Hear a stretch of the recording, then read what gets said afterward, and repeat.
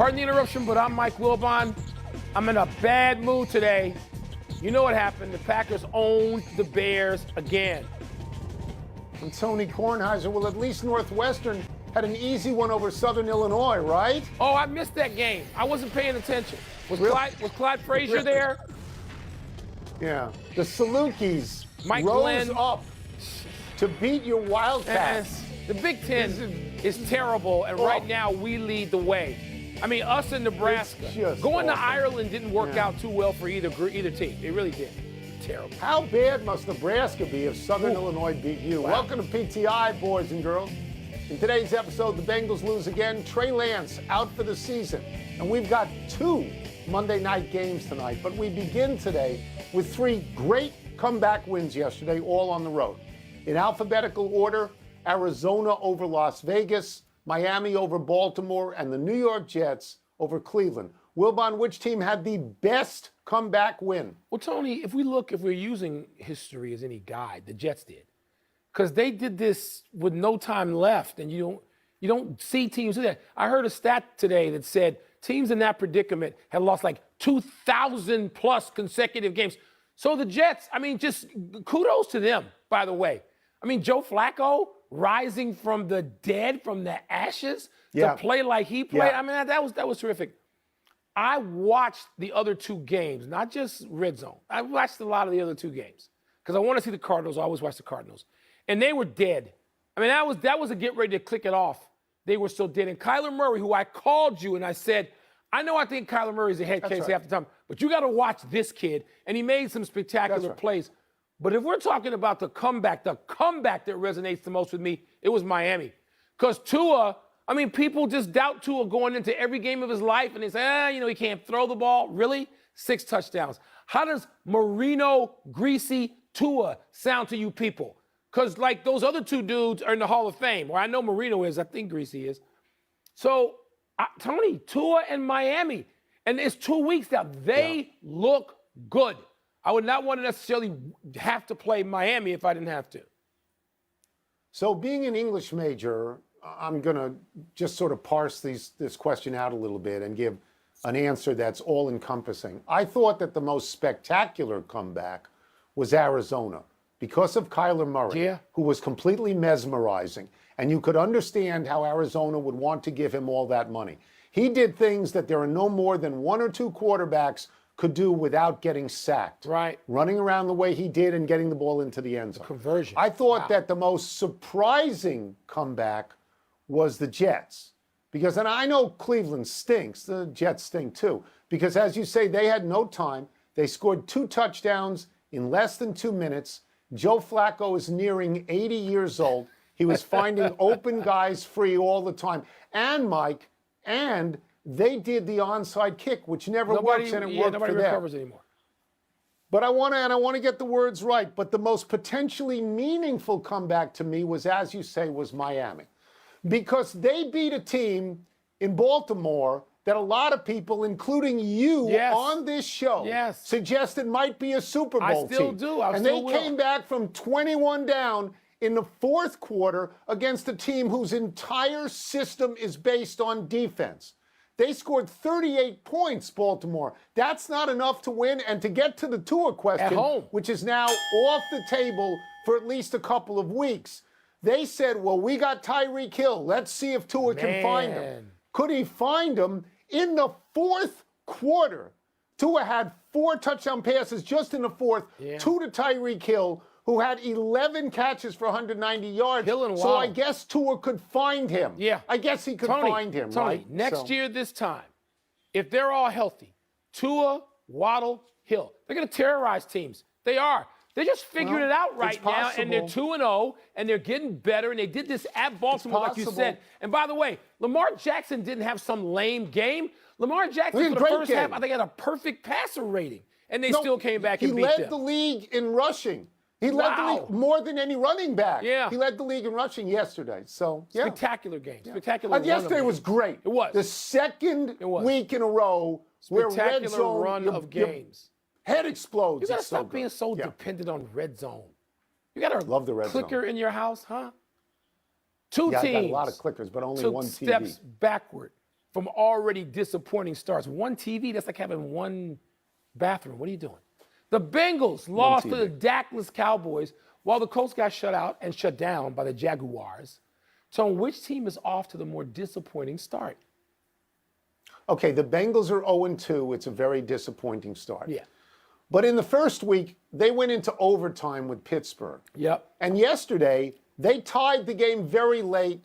Dallas beat them, but they could have gone into overtime in that game. So the Bengals are at least competitive. They are. Now they're going to get Joe Burrow killed. They are. They are. 13 6 sacks yesterday. Yeah. 7 sacks the week before. And what this tells you is either the GM has to go out and find better offensive linemen, thought they did. or the play caller has to do something different. By far, the more disappointing team is Indianapolis. Amen. They tied Houston in the first game. Houston stinks. Indianapolis scored 3 points going into the fourth quarter. Yesterday, against Jacksonville, another team that stinks, they scored no points the entire game. No points. They got shut out by Jacksonville. This is a circumstance where people have said for weeks and months that this is a potential playoff team. Are you kidding me with this? Tone, look, you know I'm wanting to make excuses for my man Frank Reich. You know I want to do that. Tony, I can't. And the big thing here is they hitched their wagon to a guy who's done. Matt Ryan's done. He's done. Now, we saw probably for the last couple of years he was, on the decline. It happens. I don't want to say I would never have wanted Matt Ryan to quarterback my team because there are years where I would have. Not now. And the Indianapolis Colts, wow, they can't get the quarterback situation right. And that's tough playing for a guy who played quarterback, who coached that position, coached teams, that the quarterback got better and really fit the situation. That is not the case right now with them. And so the answer is the Colts. It really is, Tone. So people weren't just saying potential playoff team. People were saying potential Super Bowl team. What? Let's go to Frank Reich for a second, who I know is your friend. And I know you covered him when he was a quarterback in Maryland. And he's a very nice man. Wonderful coach. The last 3 years, he's gone over Phillip Rivers, Carson Wentz, and now Matt Ryan. And this now looks like Indianapolis. Carson Wentz, please. Indianapolis looks like a place where quarterbacks' careers go to die. Yeah. This is something that at 6 o'clock tonight or tomorrow or the next day, somebody could call all the coaches in and say, have a nice life, you're gone. Man. Like this is not, it's not a good situation, really isn't. It isn't. The biggest football news story yesterday was Trey Lance going out in the first quarter of the game against Seattle and undergoing surgery on his broken ankle that will keep him out all season. Jimmy Garoppolo came in, he led the 49ers to a 27-7 victory. He threw for 1 touchdown, he ran for another. Wilbon, how should the 49ers feel about their quarterback situation today? Tony, most of the last 8 years, because of the Warriors, I spend a lot of time in San Francisco and Northern California, 49ers territory. And all you do when you turn on sports talk radio, any television, is hear how people hate Jimmy Garoppolo. And you're like, my God, you went to a Super Bowl with him, and even if you dragged him there, he was your quarterback. And they got to another title game. That's right. And I understand he's not. Here's the problem, Tony. They want everybody to be Montana. Look, our dear friend Steve Young, he can speak to this better than anybody. I remember when they treated Steve Young like this. Steve Young was in the process of being the league MVP. And there were people on sports talk radio saying, I hope he breaks a leg. I would see Steve later and go, my God, how can you play for these people, these ungrateful people in an ungrateful community? I think their quarterback situation is great because they held on. Situation is great because they held on to Garoppolo. And we don't know if Trey Lance can ever play. He's going to come back next year having played no more than he's played the previous 3 or 4 years of his life. That's right.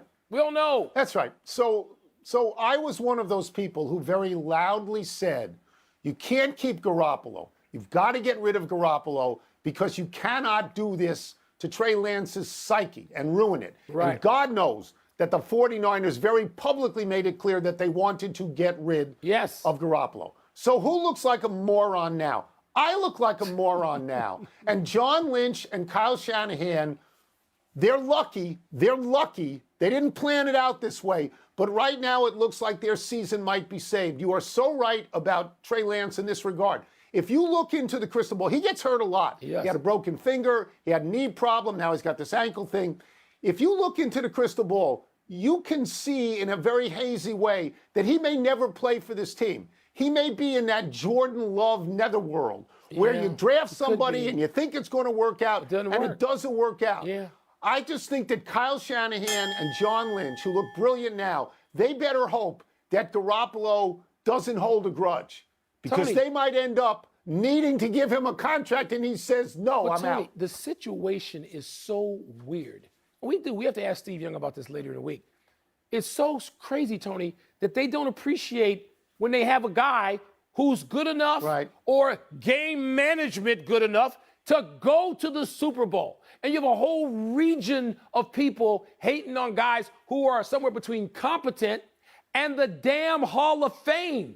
And they don't care. Well, I'm from a place where we don't have a quarterback every 70 years. The Bears get a quarterback. The Niners get one all the time, and they don't appreciate it. But you speak to this. You have spoken to this. You've said this about Nebraska, that they don't understand. They don't. And they think it should always be the hard. same. Joe Montana has 4. He's a very glamorous, great quarterback on the short.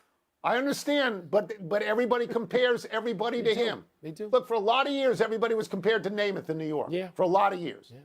Let's take a break. Coming up, after big wins by Oregon and Washington, is it time to start giving the Pac-12 a little respect? And we'll examine the highs and lows of yesterday's crazy finish, the 18th hole on the PGA Tour.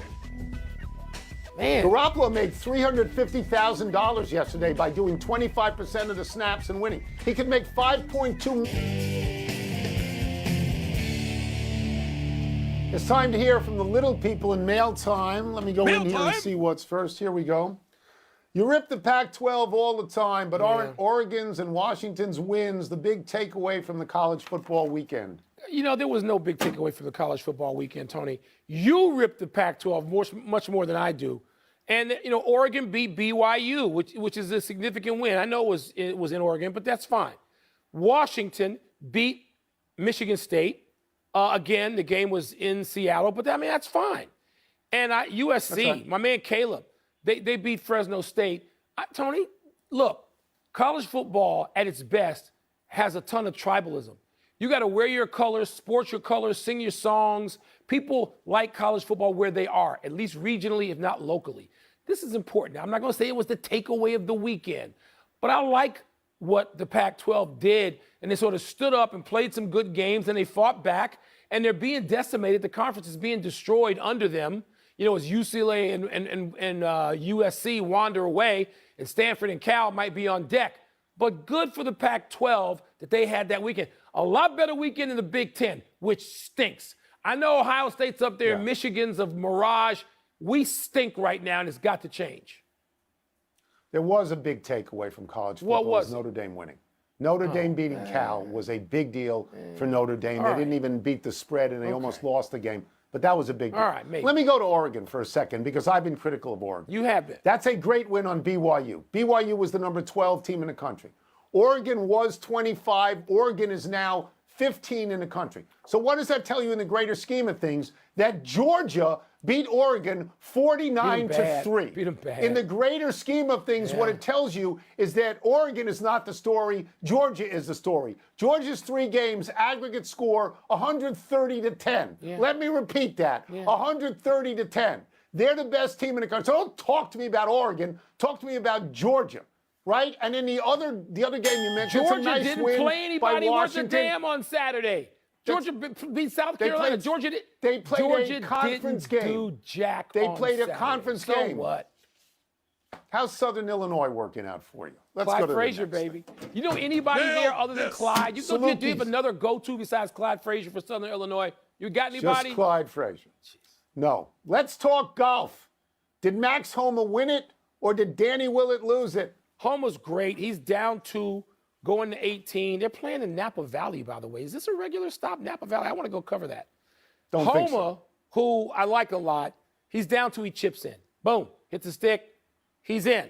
Danny Willett, standing over a 4.5-foot putt. He's smiling because he's got to win. You and I are probably going to make this putt 60% of the time. Pros like Danny Willett, who's won big tournaments, he's going to make this 90% of the time. Not only does he miss the 4.5-foot putt, he misses the 5-foot comeback to tie and go into a playoff, and he's gone. He's out. Max Homa will walk away with the trophy. I feel bad for Willett, but you got to make that. Got to make that. Okay. He 3-jacked from 4.5 feet. You can't do that. No. You're about to win a tournament. You can't do that. Let me explain this to people. Max Homa chips in on 18 for birdie. You chip in, you've won the tournament. Ask Larry Mize. Ask Tom Watson. You chip in, Not you've if won. the other guy Danny makes Willett the putt. gagged. I understand, but it's not like he gets credit for the win because he chipped in. How many times have you chipped in on 18? None. Not that many times. None. Danny Willett gagged. Danny Willett has won the Masters. He's going to go down in history as a sort of a one-shot wonder. And this, Michael Campbell won the U.S. Open. Ben Curtis won the British Open. Orville Moody won the Masters. Danny Willett, it's in his hand. It's in his hand. He didn't get it. Tony, 4.5 feet. He lost the tournament. I've seen you make that putt on 18 to collect 10, 12 bucks. I wouldn't make it because I would just look at the people and say, that's good, no, right? You can't pick that I'm up. picking up. You That's can't good. pick that up. No. Enough email. Let's take one last break. Still to come, Mike Evans and Marshawn Lattimore get ejected for their dust-up. But was that suspension worthy? What should the Steelers do about the call to bench Mitch? Already? Are they doing that already? Yeah, they were doing it after 2 games? You should have heard the boos raining down on Russell Wilson in Denver. Wow. And they're supposed to be good fans. That was cool. Happy time, people. Happy 24th birthday, Trey Young. And happy 26th birthday, DeJounte Murray. How odd that Atlanta's starting backcourt shares a birthday. Everyone knows Young, perennial all-star, averaged 28 points, nearly 10 assists a game last season. Fewer people know the 6'4 Murray, who was traded to Atlanta by San Antonio this offseason. Murray was the 29th pick in the 2016 draft out of Washington, one of those typical anonymous late picks by the Spurs who turn out great like Tony Parker and Kawhi Leonard. Murray gives the Hawks more size and defense alongside Young, and last year averaged 21 points, 9 assists, and 8 rebounds. Wow, he became available when he told the Spurs he would not extend there. Tony, Cleveland and Atlanta, to me, are the big offseason winners. They're going to take steps up. And some of those big teams in the East that are used to dominating the top 4 spots in the East, it's going to be much harder with Cleveland and Atlanta with the personnel improvements they've made, upgrades they've made. Not so happy anniversary, Jerry Rice. On this day 18 years ago, while playing for the Raiders late in his career, Rice's streak of consecutive games with a reception came to an end against Buffalo after 274 games. After this game, Rice caught a pass, of course, in his next 11 games. There's no disputing that Rice is the greatest wide receiver ever. None. He owns virtually every significant receiving mark, including career receptions, career receiving yards, most 1,000-yard receiving seasons, 14, and total touchdowns, 208. He was named first-team All-Pro 11 consecutive seasons. But to put the 274 straight games in context, Rice's streak started in December of 1985, ended in September of 2004. That's a span of 20 seasons. You know, boys and girls, listen up. I'm going to start talking to you, including the youngin' who lives in my house, who says to me last night, Dad, so Odell Beckham, his favorite guy, like Jerry Rice didn't make the spectacular catches that he made, did he? And I said, I want you to listen to me. Don't ever put any receiver in the same conversation as Jerry Rice.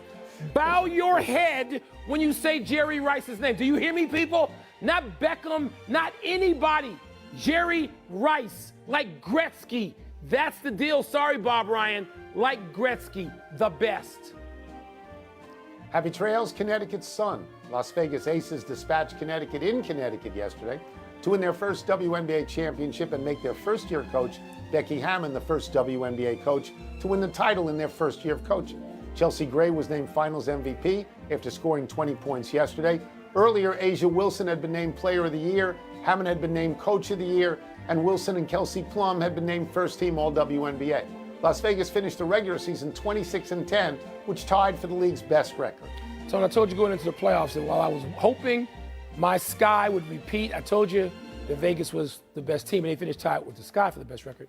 Tony, I wonder now whether Becky Hammon will want to or entertain NBA offers. Or maybe she looks and sees what she's doing and her impact in that league and that culture and says, you know what? I'm fine here. I wonder what she thinks about that. But wow, she can coach and she can represent your franchise. I'm sure that if she got an NBA job and became the first woman to ever do that, she would take that. No errors today, but some famous alumni of Southern Illinois include Jim Belushi, Richard Roundtree, Dick Gregory, Dave Steve, Jim Hart, Bart Scott, and Dennis Franz. Don't forget Melissa and Jenny McCarthy. Let's go to the big finish. Let's do it. Patriots beat the Steelers. Is it time to bench Mitch Trubisky? Stop. I know the offense wasn't good, but I thought Trubisky was pretty good in both those games. Shut up with the benching of Trubisky. And Ben Roethlisberger now walking through that door. Stop. The NFL suspended Bucs receiver Mike Evans one game for unnecessary roughness. Him and Marshawn Lattimore got into it again. Is it deserved, the suspension? No, it's not. Canelo Alvarez scored a unanimous decision over Triple G in their third fight. Big deal? It's over now. Rubber match is done. Aaron Judge hit home runs 58, 59. Your thoughts? If he wins a Triple Crown in the American League, if he wins it, it's the greatest season ever. That might be. Last one, 2 Monday night games. Titans, Bills, Vikings, Eagles. Who you got? I'm all chalky, Tone. I'm going with the home teams, the Bills and the Eagles. Okay, you're going to give 10.5 like the Bills are. We're out of time. Try to be better the next time. I'm